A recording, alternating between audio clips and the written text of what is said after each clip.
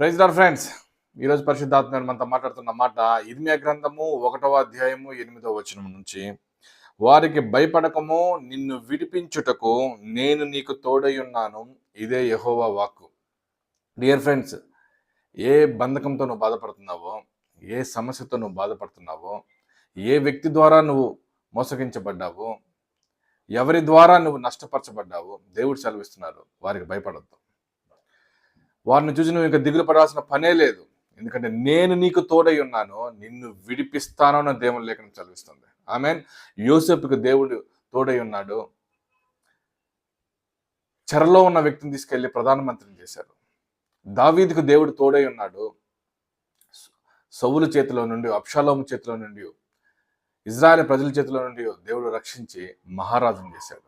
ఆమేన్. ఇప్పుడు అదే దేవుడు చెప్తున్న మాట, నేను నిన్ను విడిపిస్తాను, నేను నీకు తోడై ఉన్నాను.